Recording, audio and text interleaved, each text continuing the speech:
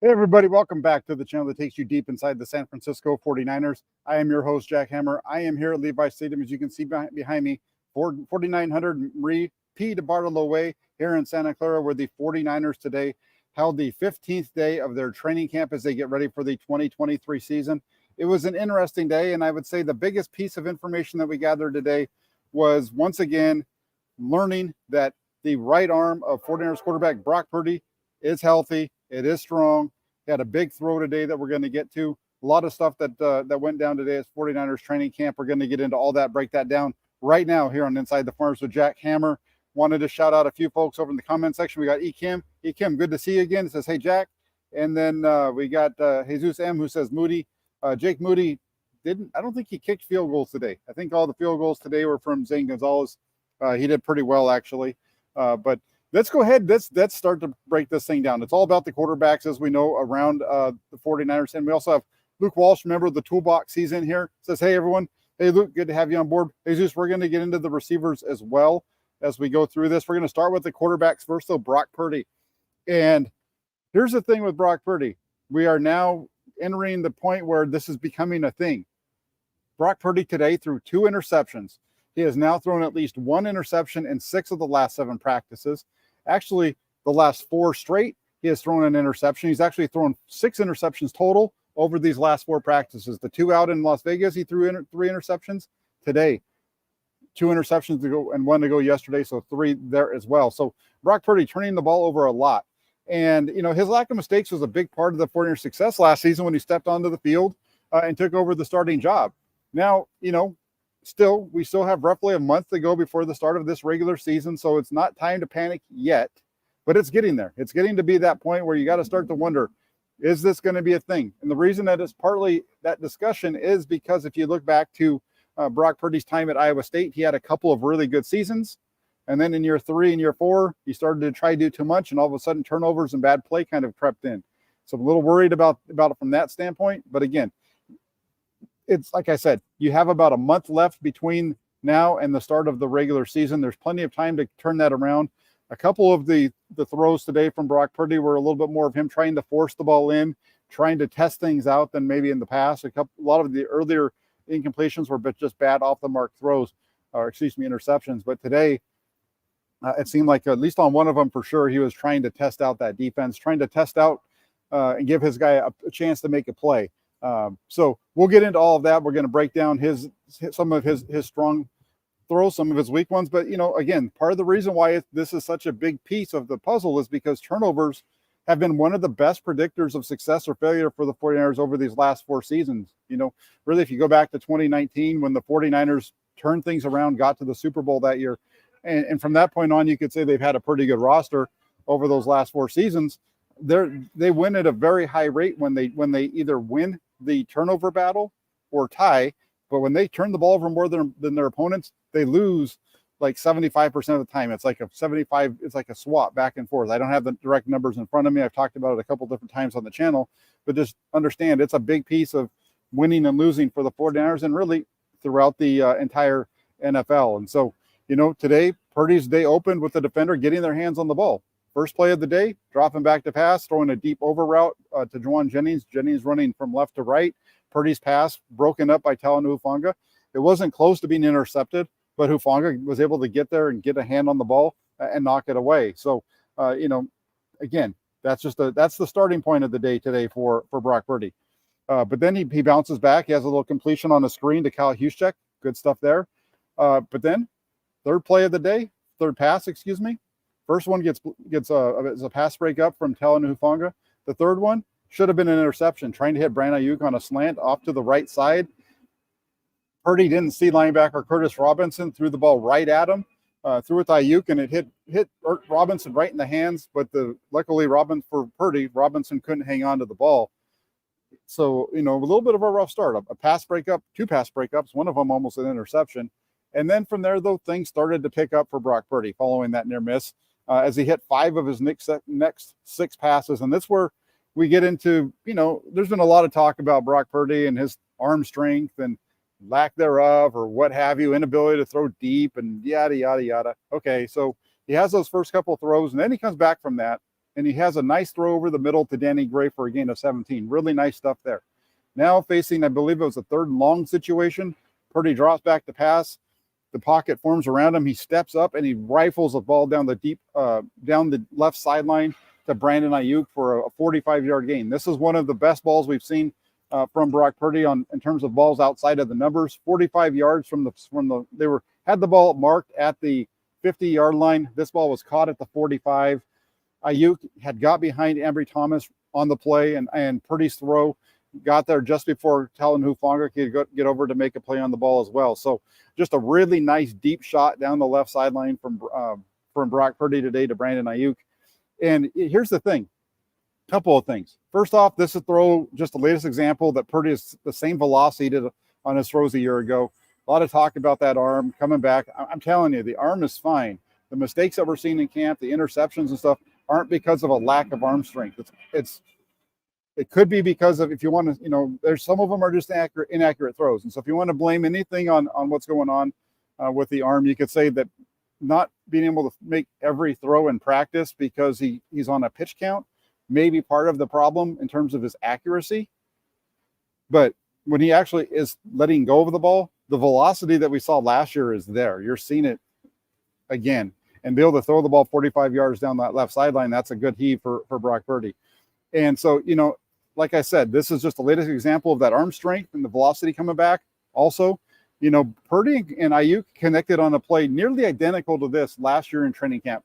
Deep ball down the left sideline. Very, very, very similar. I think today's pass actually traveled a little bit further. But that's really good news for the 49ers. A really good play for Brock Purdy and Brandon Ayuk. I didn't mark that down as a touchdown. Maybe I could have.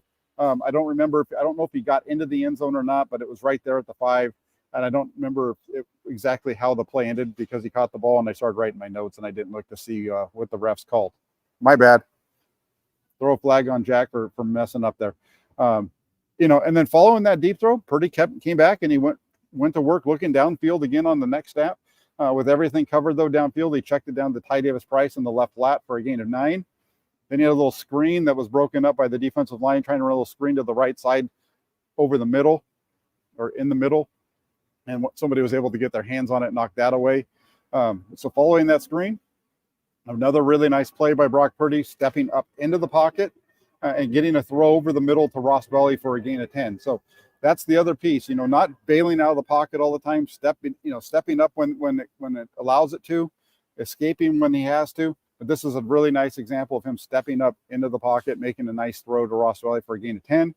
And then he wrapped up this first portion of practice with another throw, a check down, this time to Kyle Juszczyk over on the left side. So not a bad start overall for Brock Purdy. I think I had him at 6 of 9 to start the day.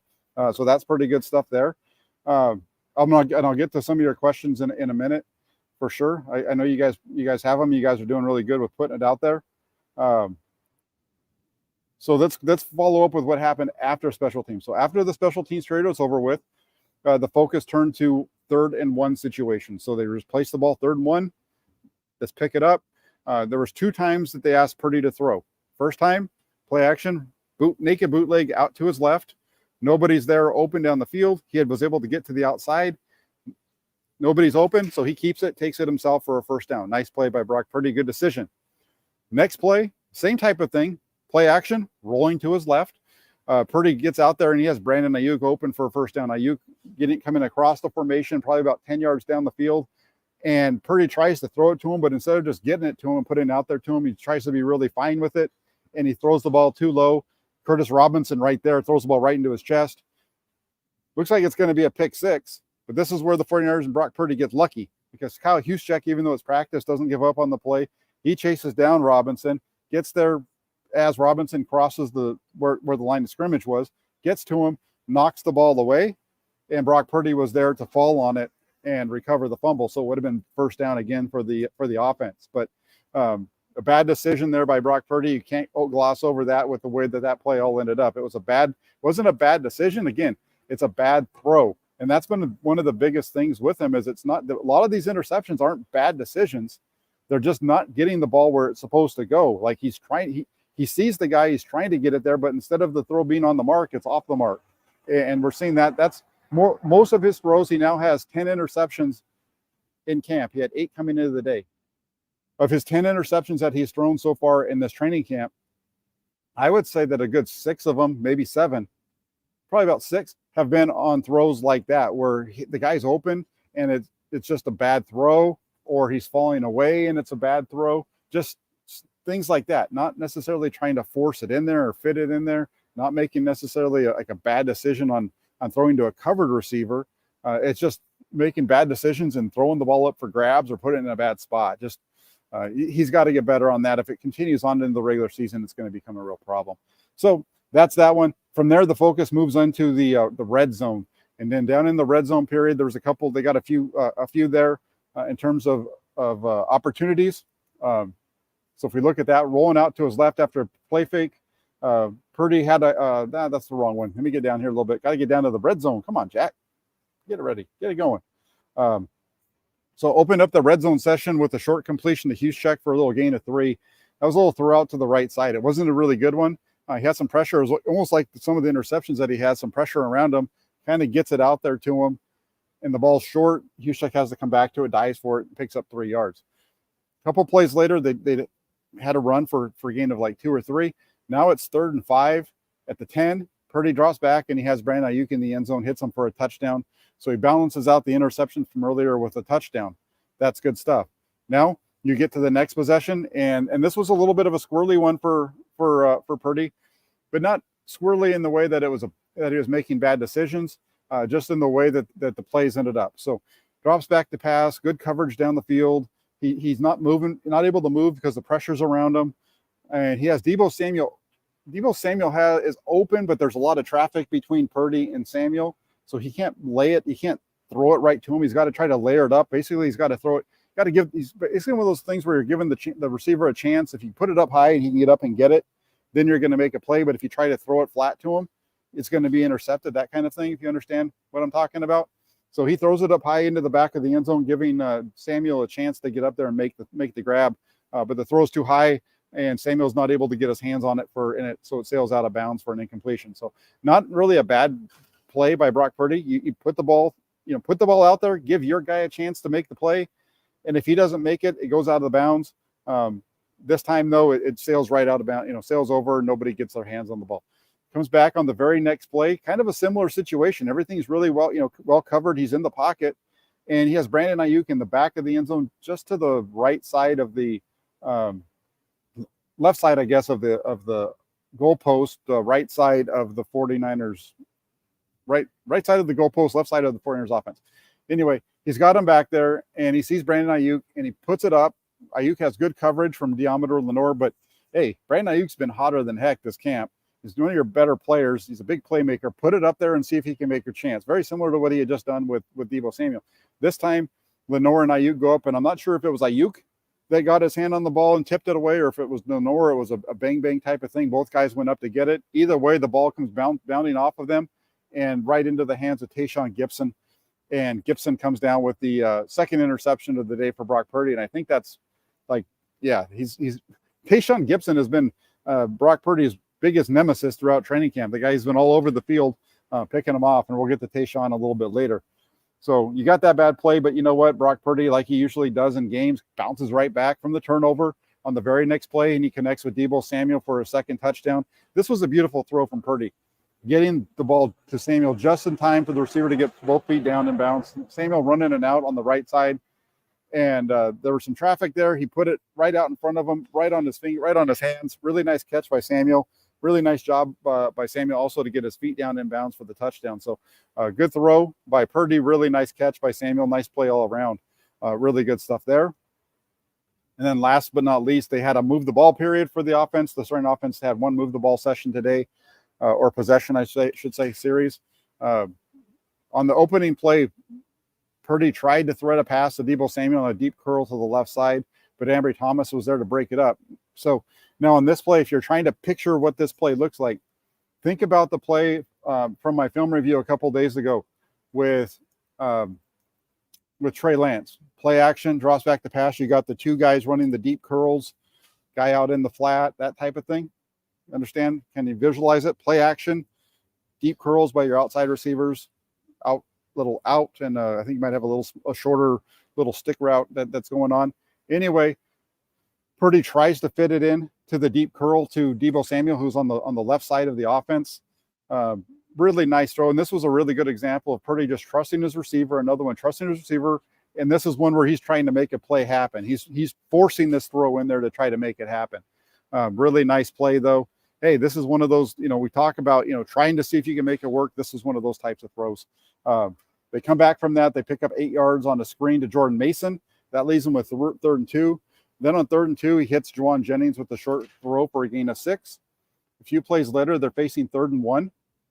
Purdy gets out of the pocket to the right side off of play action, and he finds Brandon Ayuk open 14 yards downfield.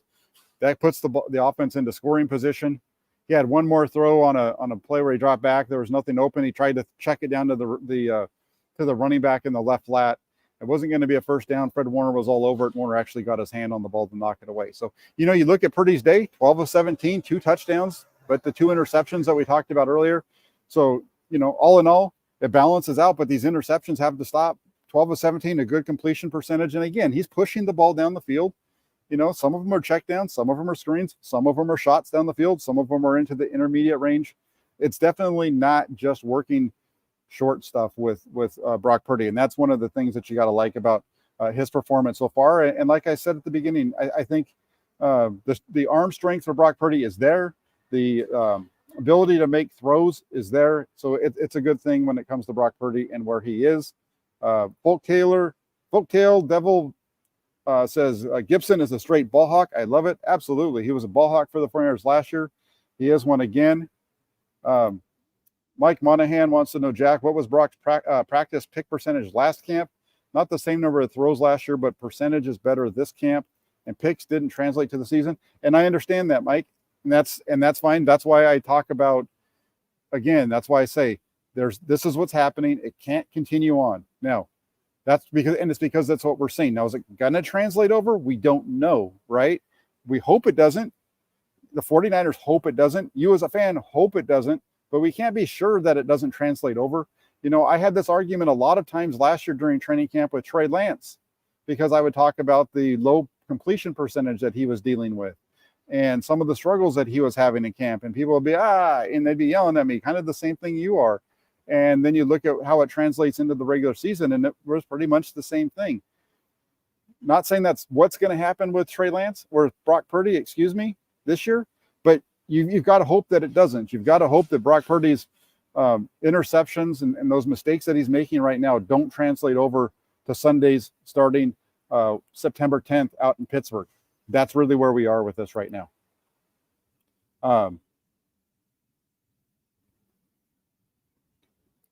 And, practice interceptions are not a big deal. Working stuff out where you're supposed to work stuff out in practice. And again, and that's fine. That is fine. I'm not going to stop talking about interceptions. And if he keeps throwing them on a daily basis, it's going to continue to be something that we're going to be looking at. What else have we got? Just looking at the notes really quick, looking at what you guys have to say. 49ers Empire says, let's not worry about Purdy. I have a feeling he's the type of player that plays better in games and practice. And he could be. That could be part of it, too. Jeff Garcia was that way from everything that I heard during his time with the 49ers. So that might be the case. We'll see. We know that happened with Jimmy Garoppolo, right? The one year that he had 5 interceptions in one practice. I think it was 5 straight throws. The 49ers went on to go to the Super Bowl that year, and he would have thrown for 4,000 yards if they had let him throw the ball more than just 478 times. Let's see what else we got. How red did Larry get today? Larry got his. I think he was okay. I think he took care of himself. Yep, it looks like I went through the comments. And again, like I said, the deal with Brock Purdy is this is where he is, but it doesn't mean that it's going to carry over.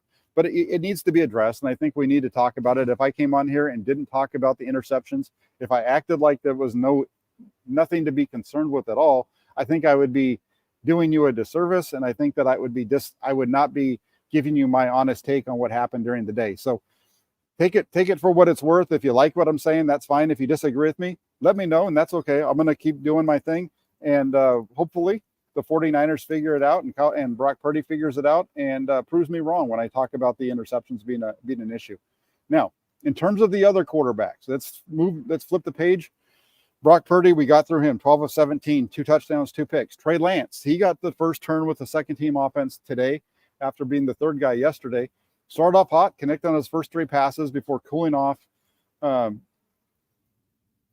connecting on just one of his last 4. So going back to that, if you look at it, the third-year quarterback opened up his work with the completion to Willie Snead while on the move to his right for a gain of 12. A really nice start there for Brock Purdy. He then hit Juwan Jennings on a slant out to the left for a gain of 10.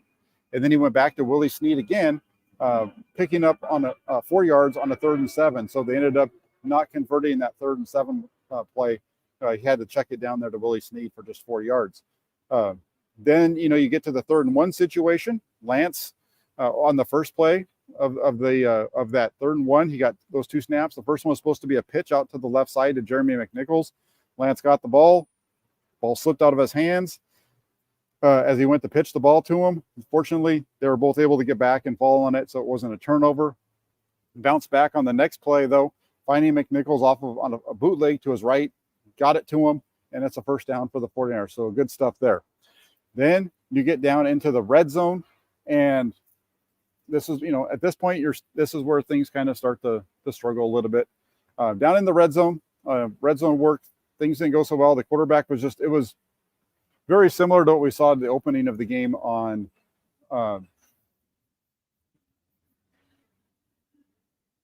Sunday. Holding on to the ball for too long. First play, drops back to pass, staring. Defensive line collapses on him. Taco Charlton gets there. Not only does he touch him, but he almost wraps him up. Trey Lance, they don't blow the whistle. Lance gets away, moves, and runs in for a touchdown, but that would have been a dead play. The next play, and I don't get into the sacks too much, like that kind of thing, but this was a bad one. The next play, again, Lance gets back to pass, hold on. Pressure gets around him, throws it out to the right side to Daz Newsome, behind him, incomplete. Now, on a positive note with the incompletion to Daz Newsome, this play would have been a win for the offense because Lance was able to draw the defense off sides before the snap. So they jumped. It's a free play. You would have still got 5 yards or half the distance to the goal, whichever one it is, based on where the ball was at that point. So it would have ended up being a positive play. But in terms of Lance's performance on that play, holding on to the ball after the snap, holding on to the ball for so long, wasn't all that good. Then when you get into the move the ball period, Lance didn't do the move the ball period. It was Sam Darnold until the final play of that move the ball. They threw him out there. I think it was 3rd and 10. Lance dropped back to pass, tried to hit Isaiah Winstead over the middle, but the pass was behind him, and it was an incompletion. So if you look at the day overall for Lance today, he ended up 4 of 7. So not one of his better performances in terms of the action, but he also didn't get very many reps today either. Sam Darnold, on the other hand, he opened his day with a really nice shot off of play action to Tate Martin, who is running a deep curl on the left side. So again, this is the same play again we talked about earlier with Brock Purdy, where he tries to throw the deep curl off of play action that got broken up. That's the same play from the game that didn't get thrown with 2 guys open. Play action, drops back, and he rips it to Tate Martin on that deep curl on the left side for a nice completion. Then his next set of downs, he opens up with a 7-yard completion to Chris Conley on an out over to the left sideline. He then has a poor throw out to the right to Brandon Ayuk that led to an incompletion. The ball was low. He had to reach down, and you can call it a bad throw and a drop. You combine them together kind of thing for both those guys, but it was not a good ball for Sam Darnold. And then another incompletion followed on the next play when Darnold tried to hit Danny Gray across the middle. Gray was running a deep in route, probably about 15 yards down the field. Tried to hit him. The pass was on the mark, but Samuel Womack was all over him and was able to knock the pass away. And we'll get to more on Samuel Womack in just a few minutes.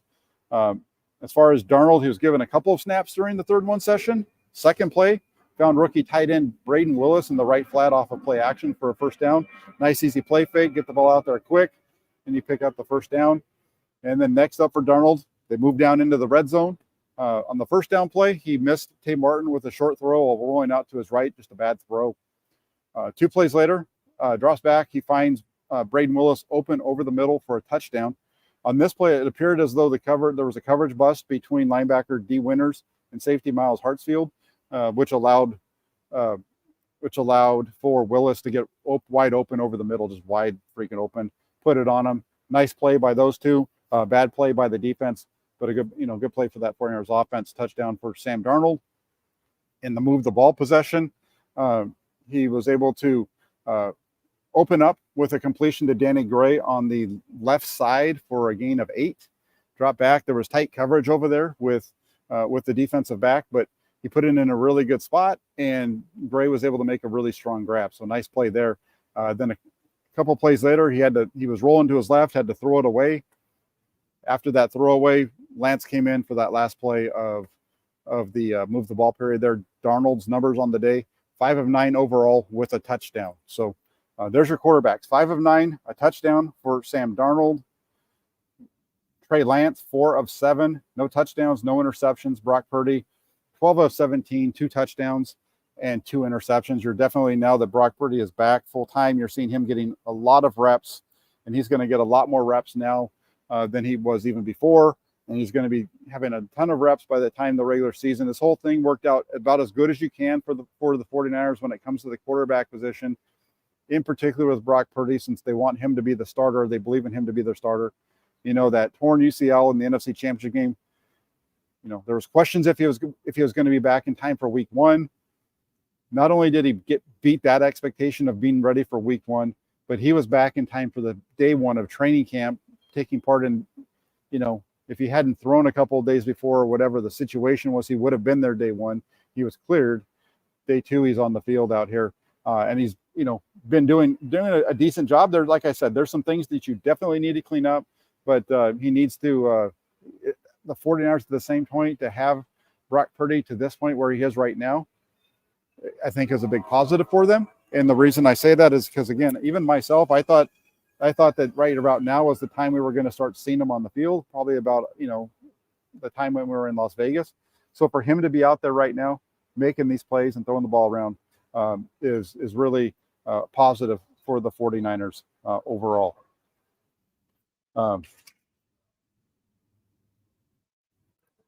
Yeah, if you could, 49er Josh Faithful, I appreciate it. Says, let's show Jackson support and show where other true faithfuls can go to get great info and updates and analysis. Debo that like button, help others to find this channel. Absolutely. And on top of that, if you have friends that you know are 49ers fans, tell them about the channel. If you have family that are 49ers fans, tell them about the channel. Hell, if you have somebody in your family or a friend that's a fan of another team, tell them about this channel, because we try to bring you everything. And when who knows, maybe the 49ers are going to play against their favorite team and they can hear about it as well. So if you guys could hit that like button, I would appreciate it.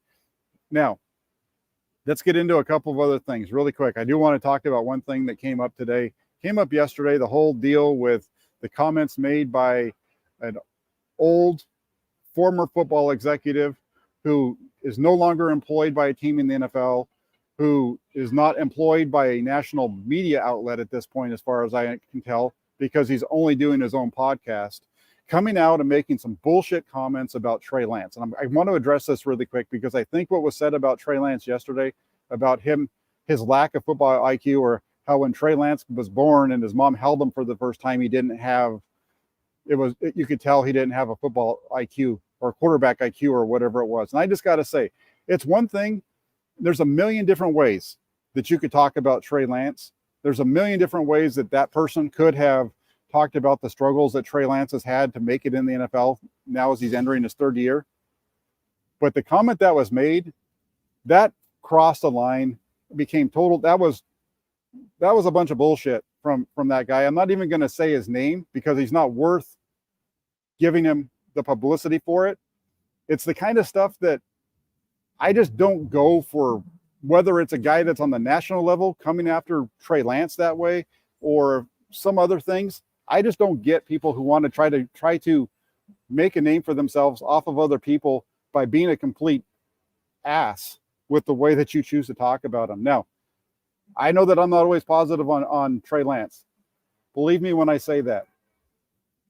But I hope that in my discussions around Trey Lance, I've never taken it to a level like that, because what I saw yesterday, when I saw that clip, it looked like it was something that was personal to this person for whatever reason. And it shouldn't go there.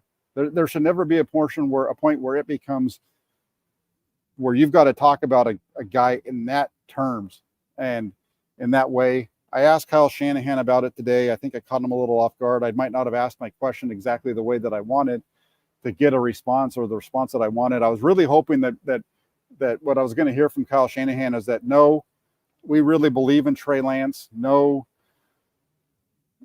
I don't know what that guy is saying, that kind of thing. But maybe he didn't hear it. He's extremely busy trying to get his team ready for the season. Maybe he hadn't been prepped for it, that kind of a question might come.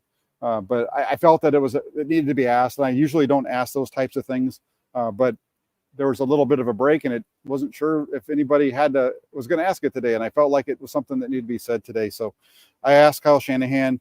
You can check it out. The response will be up on my YouTube channel a little bit later on today. But anyway, I just wanted to address that really quick. I just don't get on that. I don't understand that. Now, in terms of the rest of practice today, let's get to it. We talked about all the quarterbacks. We went through all those guys. Now let's get to the rest of the offense, the rest of the team, offense, defense. Danny Gray, he returned to the practice field yesterday. He had missed several days with an injury. He had missed the entire time they were out in Las Vegas due to that injury.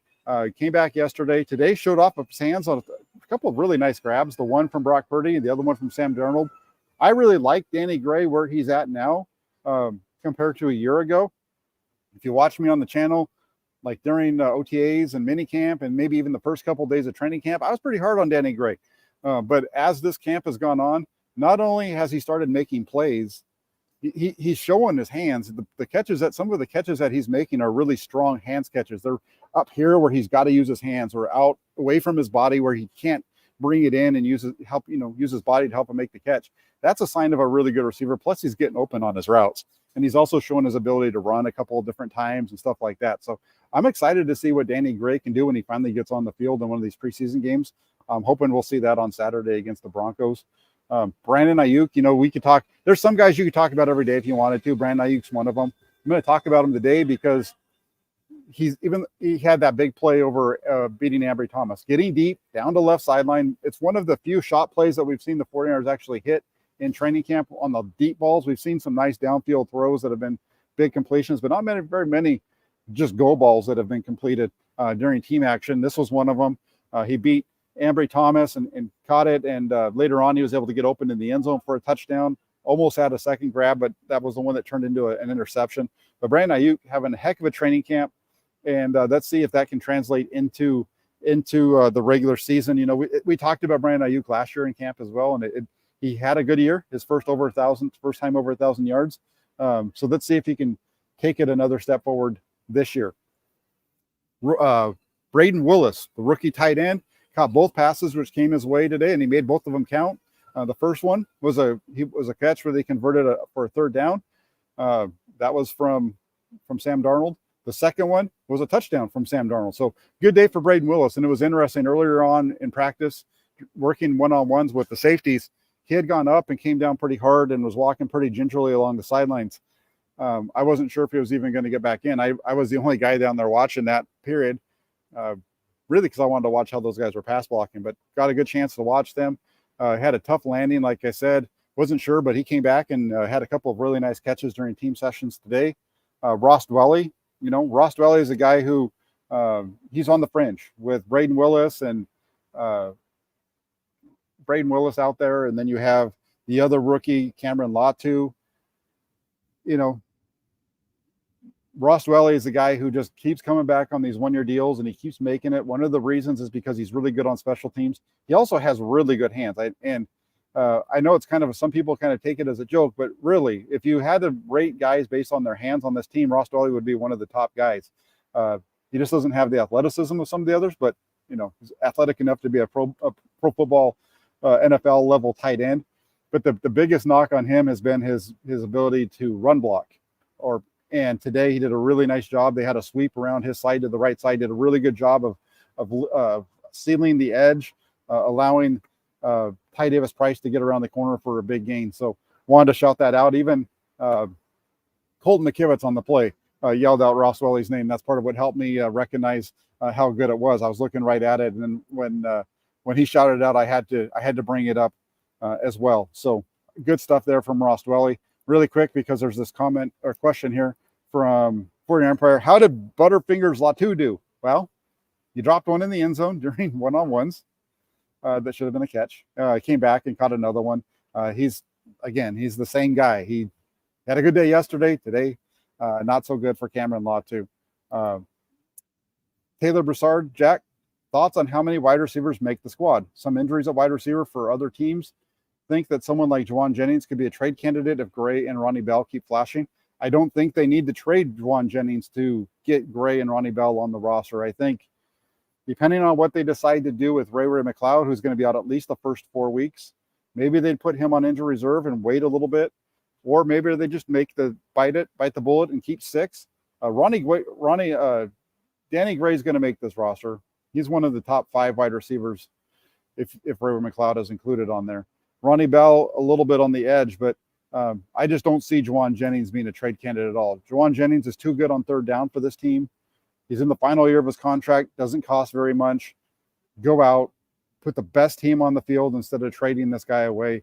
That makes the most sense to me. So I don't think that Jennings is going to be a trade candidate, but I can understand the argument why somebody would make that, because I kind of mentioned it at one point earlier this offseason as well. I'm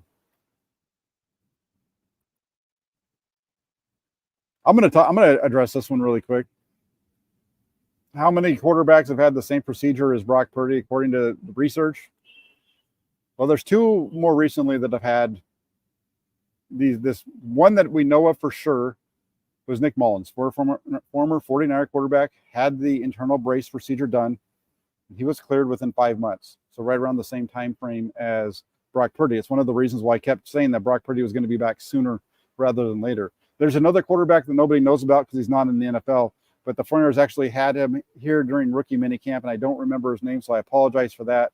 But he had the internal brace procedure done as well, and he was out here winging the ball over the field. Another quarterback that's had major surgery on their throwing elbow due to a UCL injury was Jake Delhomme of the Carolina Panthers. He had Tommy John surgery, though, so a little bit different. Delhomme was cleared after just 7 months. Normally, Tommy John for a baseball player is 12 years plus or 12 months plus. Delhomme was cleared after just 7 months. He actually said at around 6 months, he felt like he could have been cleared. The doctors wanted to wait a little bit longer. He was cleared, came back, and that season that he came off of the Tommy John surgery, the Carolina Panthers went 12-4. They lost in the playoffs, but he was right back to being the same guy. And Delhomme was a good, serviceable NFL quarterback, not a great one, not a bad one. He was just he was a solid, serviceable type of quarterback. So that's kind of when you start to look at the guys who have been dealing with injuries. All right, so let's go. John Q wants to say, is Latu a good blocker? Doesn't he make the team for his blocking? Latu, that's the thing. Cameron Latu is a very good blocker from what I've seen, especially in the one-on-ones. Does a really nice job in pass protection. He moves his feet really well. He's a really good blocker, and he's a really good route runner. If he was catching the ball, the guy would look tremendous. I mean, that's the thing. If he was holding on to the passes that are hitting him in the hands, the dude would look like a stud. Trust me. You guys would be thinking we got a steal in the 3rd round. But because he can't hold on to it, kind of an important piece of being a receiving tight end, you got to hold on to the ball at the end. Now, let's go ahead and move on. Okay, a couple other things. Get on some defense now. Fred Warner, talked about him yesterday. Got to talk about him again today.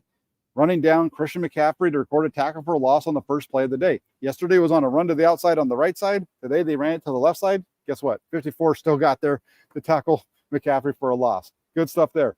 Jalen Graham, the rookie linebacker, he continues to be impressive. Today shot the gap to drop Jordan Mason for no gain on a run. A really nice play by Jalen Graham. And I swear, I've said this a couple of times, but it really hit me today. If you looked at Jalen Graham and if you took Jalen Graham and Fred Warner and you took their numbers off their jerseys and in their uniforms, you made them stand side by side with visors on so you couldn't see their face, or you looked at them from behind, you wouldn't be able to tell which one is which. Their body types are very similar, both long, lean guys. It's Purdue, where Graham came from. And Graham just flies around the field. He's a really nice player, really like him. And I'm, it's going to be interesting to see how the Flyers get him onto the roster. But Jalen Graham has just been very impressive. And if he stands out on special teams during these preseason games, he should be on this team. Curtis Robinson, with Oren Burks out for the remainder of training camp, Robinson is getting some looks with the first unit. Today, got his hands on a couple of passes from Brock Purdy. That first one, a knockdown. The second one, an interception. Robinson from the Bay Area here. He went to Stanford. He was a Stanford Cardinal standout, and he's a standout on the special teams. He's fighting for a spot on the roster, right there with Graham and D. Winters and Marcelino McCurry-Ball, Demetrius Flanagan-Fowles. The Foreigners have some really good linebackers. Robinson, if he doesn't make it, could be one of those guys that ends up being traded away. You're talking about trades, for like guys like Juwan Jennings. I think it would be more likely to see a guy like Curtis Robinson or Demetrius Flanagan-Fowles be moved than Jennings, just because Jennings is so integral to the offense. Now, in the back end of the defense, Talon Hufanga, the safety, read Brock Purdy perfectly on the opening play of the day to come away with the pass breakup on that throw to Juwan Jennings. Tayshaun Gibson, got that interception on the tip from Diameter Lenore on the throw to Brandon Ayuk. And I have Gibson down as recording 4 interceptions of Brock Purdy during this training camp. 4. Tayshaun, take it easy on Brock. Drop one of them. Just help him out. Just drop one. Give us something not to talk about for a day. No, it's okay. Keep it up, because when the season starts, you need to keep making those plays. So get them now and roll right into the season healthy and go from there. Samuel Womack, second-year cornerback, had tight coverage on Danny Gray, able to knock a pass over the middle away.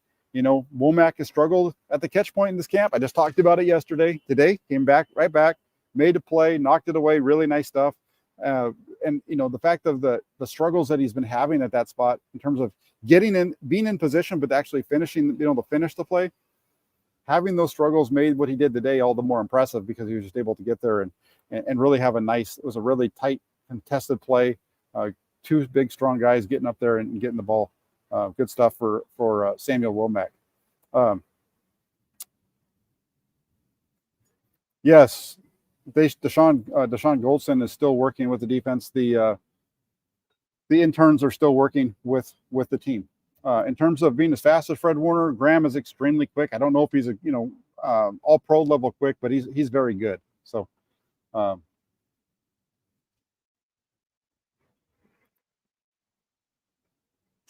let's see what else we got. Couple more, and then I'll answer your questions and get out of here. Samuel, a couple of defensive linemen to talk about really quick. Taco Charlton. Remember, the Foreigners signed Taco Charlton after training camp started, and I think he's making a push to make this 53-man roster and stick. There's a big competition going on at that defensive end spot. He's shown the ability to get in there today. Got around, made that sack of Trey Lance. So Charlton has looked good since that signing. That's a good one. Another one, Austin Bryant. Austin Bryant was a free agent signing early on in free agency. And he's already shown during camp the ability to be explosive off the edge, getting to the quarterback with that speed rush. Today, he showed his ability to stop the run. He was able to hold up. He was able to get the Ty Davis Price, get him behind the line of scrimmage for a nice play there for Austin Bryant. So, it's one thing to be able to get after the quarterback all the time for these defensive ends.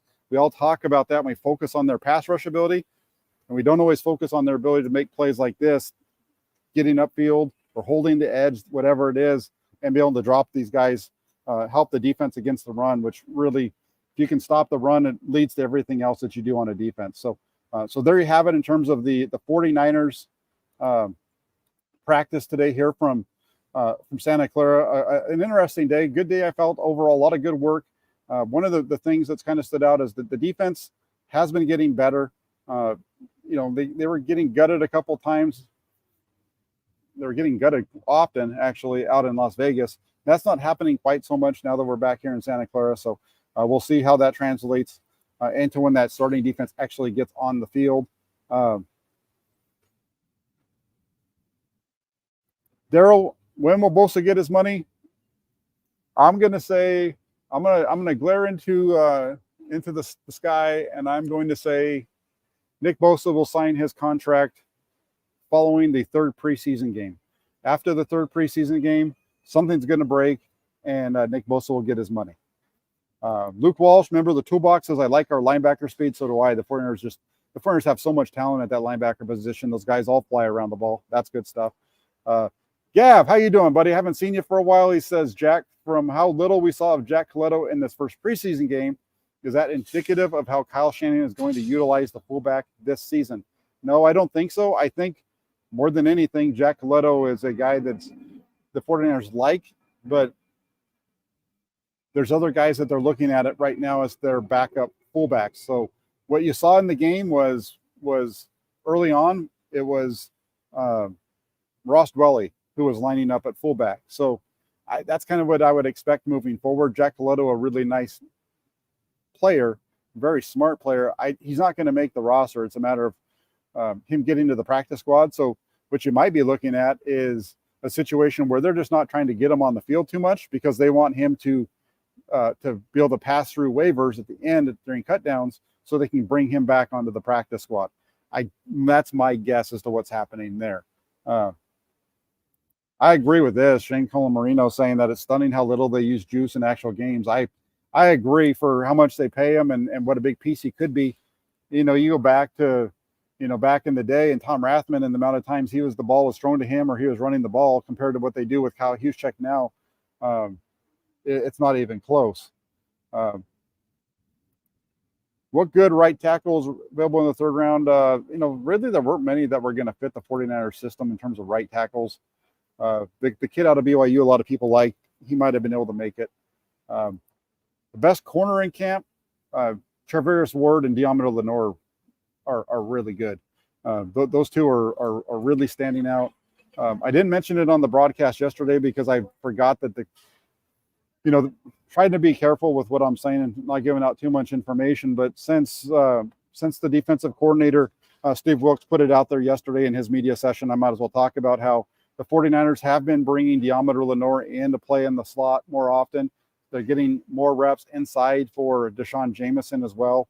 And typically, so, we know that Lenoir is a starting outside corner. So when Lenoir slides down inside, that means that Ambry Thomas is coming off the field and playing outside corner. So I think that's partly why also we're seeing Ambry Thomas getting a little bit more reps with the first team defense, even in base situations, just to get him out on the field.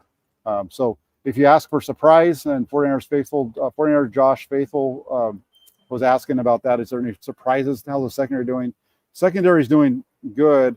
And that surprise is what I just mentioned. Lenoir sliding inside, bringing on Thomas. That's something that we used to see back in the day with the 49ers under Jim Harbaugh during that time. So Notorious GAV says, should we be worried about our lack of depth on the O-line? That's probably the biggest worry. The starting offensive line, I think, is really good. What are you going to do when it comes to if one of those guys go down? If you lose one, the 49ers have shown the ability that if they lose one, they can kind of figure it out. It's when they lose multiples that they're going to have issues. Jalen Moore has looked better in camp this year than he did last year. He's kind of making a year 3 leap, I guess. Jalen Moore, he got some reps in there today with the starters. Trent Williams was out there, but Jalen Moore got a couple of snaps at left tackle today. He's a guy that can play on both sides. I think he's going to be the swing tackle when all is said and done. Matt Pryor, they haven't really been able to move him around yet. And if you're a swing guy and you're only able to play on one spot, that doesn't help. So he's just, I think if you look at a swing tackle, it's going to be Jalen Moore. John Feliciano will give them good depth inside. As far as the center and guard positions, the 8th guy is Nick Zakelj. Do they bring him back? Nick Zakelj needs to step up from where he was before. So I think that's what we're looking at there. Poe's doing okay. He didn't look good he looked good he's looked good in practice at times, but he really did not look good against the Raiders. That's Josh again asking about the offensive line, want to know how Jason Poe is doing. So and I agree with 49er Empire here when he says that Javon Kinlaw had a rough game. I think the 49ers defense, the interior of the 49ers defense struggled. And really, I would say even more than Javon Kinlaw, the guy that struggled, and there was Kevin Givens. I felt like Kevin Givens really, really struggled against the run in Las Vegas, not only in the game, but in the practices as well. So we'll see how that goes. I don't think it was so much on Javon Kinlaw, but there you have it. There is the report for today. Interesting day. Couple of interceptions again for Brock Purdy. 12 of 17 overall, 2 touchdowns, 2 interceptions for Brock Purdy. Trey Lance, goes 4 of 7 on the day with a little bit of work. And then you have Sam Darnold, 5 of 9 with a touchdown. That's the quarterbacks. That's the way that the day went down. I'll be back tomorrow for day 16, and then we'll be off on Friday. So make sure you check out the channel. Hey, if you're liking what you're seeing, I need you to do me a favor. Hit that like button, and then after you hit the like button, also subscribe to the channel. If you're watching this and you're not already subscribed to the channel, please make sure you subscribe to the channel as well. Once you hit the subscribe button, turn on your notifications because you're not going to want to miss those updates. I'm coming in and out at different times. It's not always at the same time during the training camp. So by having the notifications on, you'll get that. You'll get an actual little notification, especially if you have it on your iPhone or on your phone, since they're basically the little mini computers. It'll let you know when we go live so that you have a show that you can check out. Thank you, Mariah, for the positivity. And then also Kerry Hyder. People are sleeping on Kerry Hyder. He's a nice piece of this 49ers defense. That's it for the show. Have a great day, everybody. I'll be back tomorrow. Keep it locked in here to Inside the 49ers for all your latest 49ers news and information. 49ers Inside the 49ers with Jack Hammer. If I could spit it out, the ending would be even easier. Come on, Jack. Pull it together. Have a great day, everybody.